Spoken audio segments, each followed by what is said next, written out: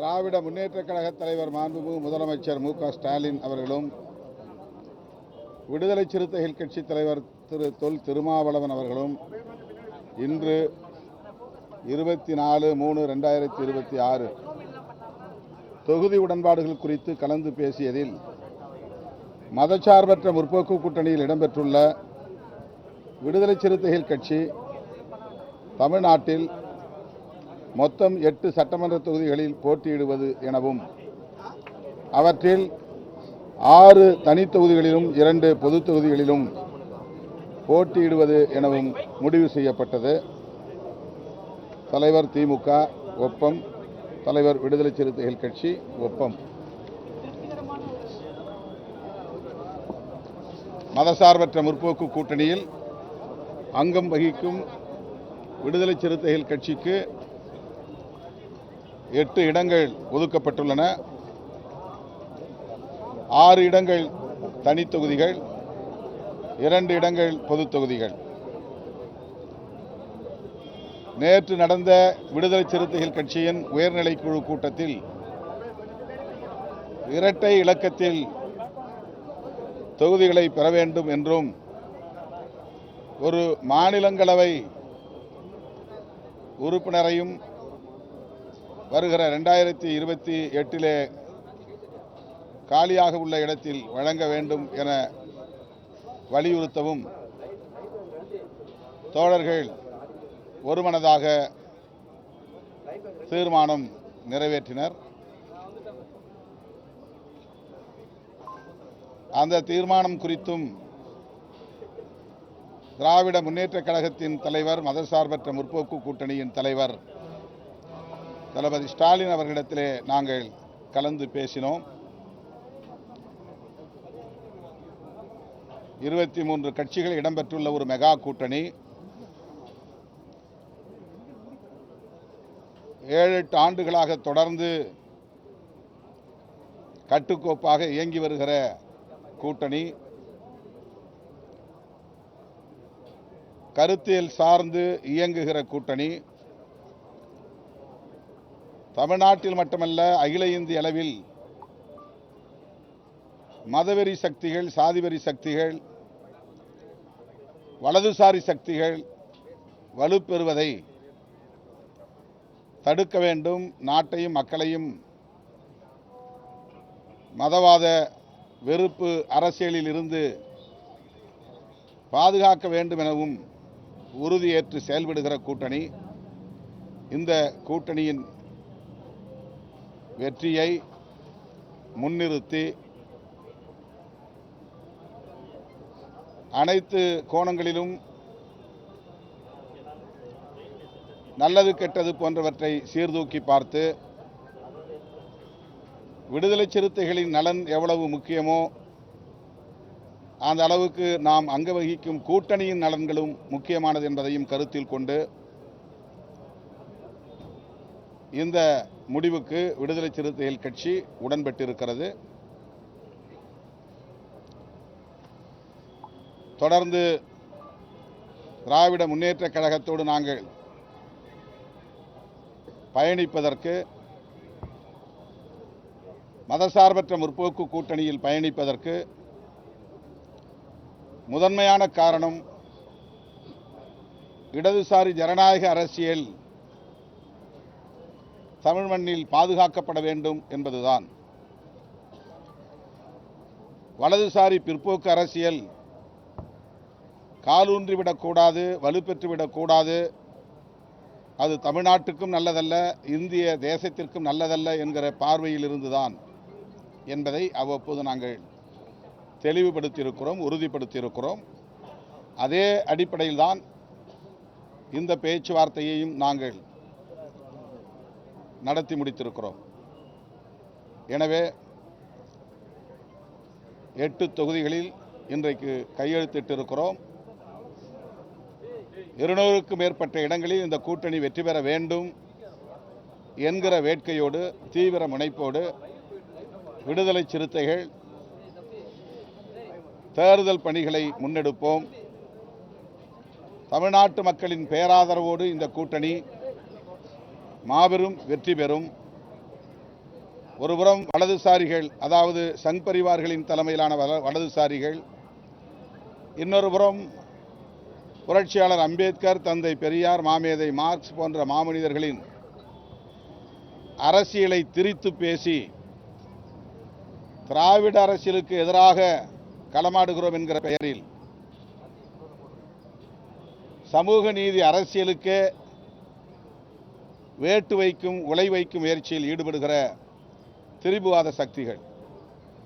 ஆகவே வலதுசாரி சக்திகளையும் திரிபுவாத சக்திகளையும் வீழ்த்த வேண்டிய பொறுப்பு விடுதலை சிறுத்தைகள் கட்சிக்கு யாரையும் விட கூடுதலாக இருக்கிறது என்று நாங்கள் உணர்கிறோம்.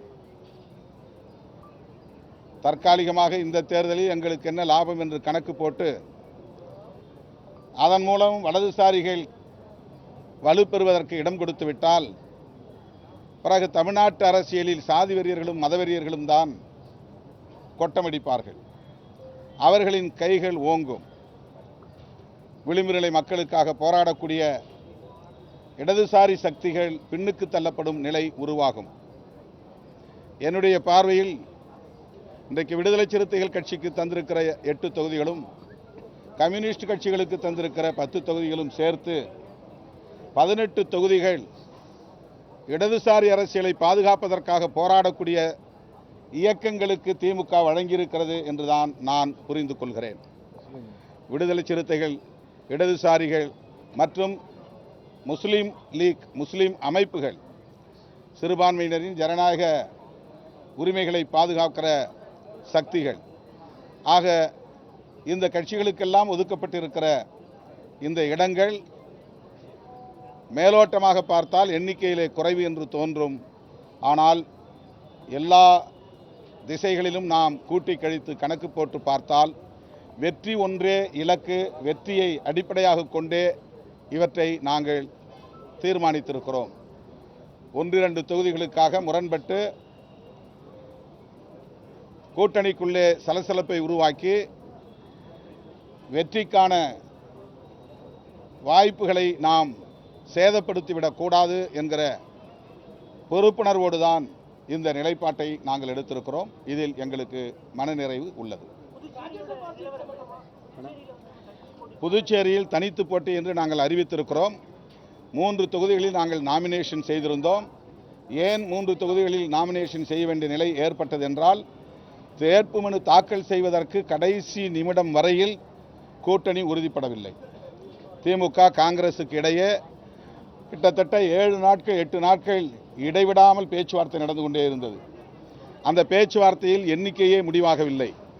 இந்த நிலையில் வேட்புமனு தாக்கல் செய்வதற்கான கால அவகாசம் முடிந்துவிடும் என்பதனால் முன்னெச்சரிக்கையாக நாங்கள் 3 தொகுதிகளில் வேட்புமனு தாக்கல் செய்திருந்தோம்.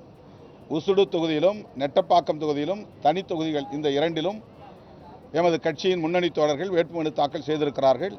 அதேபோல உழவர்கரை பொது தொகுதி, கடந்த ஆண்டு எங்களுக்கு காங்கிரஸ் அந்த தொகுதியைத்தான் ஒதுக்கியது. தனி தொகுதியை நாங்கள் கேட்டோம். இல்லை உழவர்கரையை எடுத்துக்கொள்ளுங்கள் என்று போன முறை காங்கிரஸ் எங்களுக்கு அந்த தொகுதியை தந்தது. ஆகவே இந்த முறையும் 6000க்கும் மேற்பட்ட வாக்குகளை வாங்கிய தொகுதி என்பதனால் இந்த முறையும் அந்த தொகுதி எங்களுக்கு வேண்டும் என்று 3 தொகுதிகளை எழுதி கொடுத்திருந்தோம். கடைசியாக வேட்புமனு தாக்கல் முடிந்த பிறகு விடுதலை சிறுத்தைகள் கட்சிக்கு 1 தொகுதி தான் என்ற அறிவிப்பு வெளியானது. ஆனால் அந்த 1 தொகுதியிலும் காங்கிரஸ் சார்பிலே வேட்புமனு தாக்கல் செய்தவர்கள், தனி தொகுதிகளிலும் வேட்புமனு தாக்கல் செய்தவர்கள் திரும்பப் பெறுவதற்கு தயாராக இல்லை. அது இன்னும் இழுபறியாகத்தான் இருக்கிறது. காங்கிரஸ் கட்சியை சார்ந்த வேட்பாளர்கள் தனித்து சுயேட்சையாக போட்டியிட்டால் அல்லது காங்கிரஸ் சார்பில் போட்டியிட்டால் கூட்டணியில் என்ன பொருள் இருக்கிறது, என்ன அர்த்தம் இருக்கிறது என்கிற கேள்வி எழுகிறது. ஆகவேதான் அந்த 3 தொகுதிகளிலும் தனித்து போட்டி என்று அறிவித்திருக்கிறோம். திமுக தரப்பில் எங்களுக்கு சொல்லப்பட்டிருக்கிற தகவல், வேட்புமனுவை திரும்பப் பெறுவதற்கான கால அவகாசம் இருக்கிறது, எனவே பொறுமையாக இருக்க வேண்டும் என்ற வேண்டுகோளை வைத்திருக்கிறார்கள். நாங்கள் பொறுத்திருக்கிறோம்.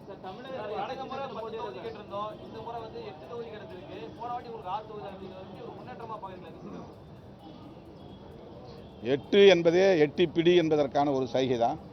எங்கள் இலக்கை எட்டி பிடிப்பதற்கான ஒரு இடமாக இதை பார்க்கிறோம். எட்டுவோம், எங்கள் இலக்கை எட்டுவோம். வெற்றியை எட்டுவோம். நாங்கள் தமிழகத்தில் தவிர்க்க முடியாத ஒரு சக்தி என்பதை நிலைநாட்டுவோம்.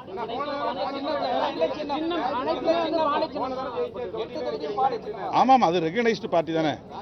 அங்கீகரிக்கப்பட்ட மாநில கட்சிக்கு பானை சின்னம் ஒதுக்கப்பட்டிருக்கிறது. அந்த சின்னம் எங்களுக்கான சின்னம். ஆகவே அந்த சின்னத்தில் தான் நாங்கள் போட்டியிடுவோம். சின்னம் குறித்து எந்த கேள்வியும் இப்போது இல்லை.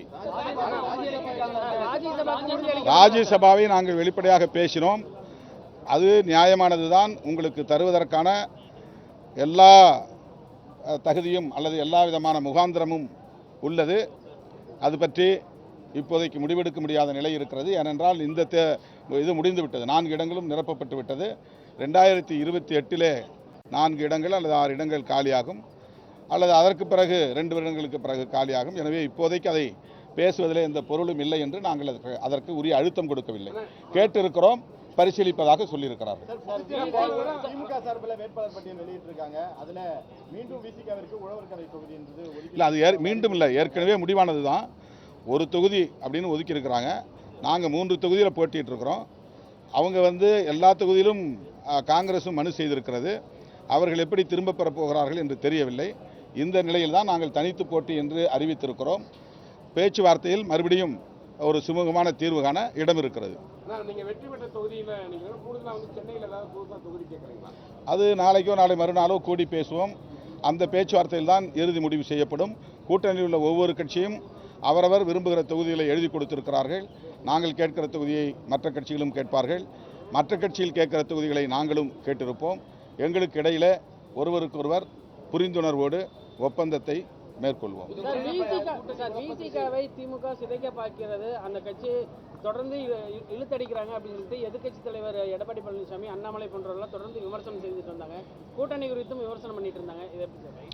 விசிக சிதைக்கப்படும் அளவுக்கு பலவீனமான கட்சி இல்லை என்று நான் நம்புகிறேன். மக்களின் ஏகோபித்த ஆதரவை பெற்று நாளுக்கு நாள் வலுப்பெற்று வருகிற ஒரு மாநில கட்சி.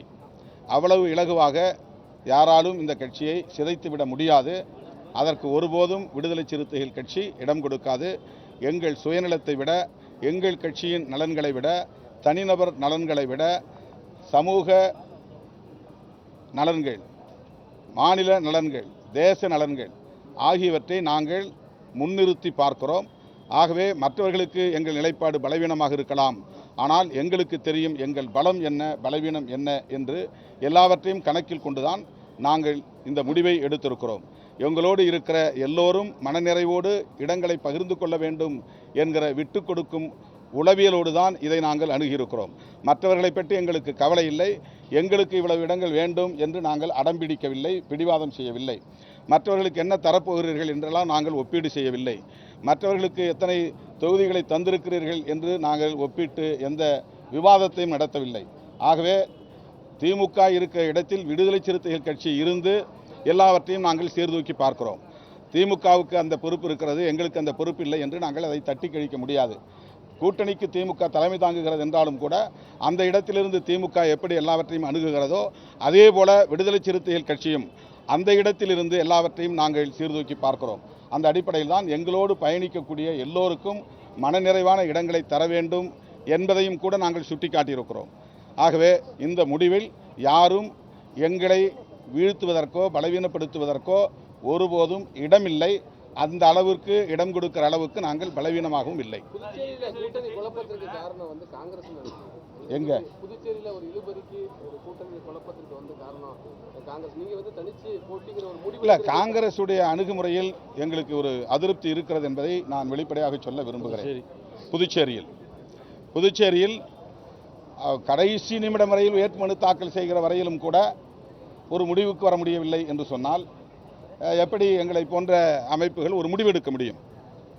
ஒரு தொகுதி என்று ஒதுக்கிய பிறகு வெளிப்படையாக நாங்கள் கூட்டணி முடிவுக்கு ஏற்ப, ஒப்பந்த முடிவுக்கு ஏற்ப செயல்பட தயாராக இருக்கிறோம் என்பதை வெளிப்படுத்த வேண்டிய பொறுப்பு, உறுதிப்படுத்த வேண்டிய பொறுப்பு கூட்டணிக்கு தலைமை தாங்குகிற காங்கிரசுக்கு. பாண்டிச்சேரியை பொறுத்தவரையில் அது 16 இடங்களில் போட்டியிடுகிறது, காங்கிரசுக்கு உள்ளது. ஆகவே அங்கு ஒரு குழப்ப நிலை இன்னும் நீடிக்கிறது.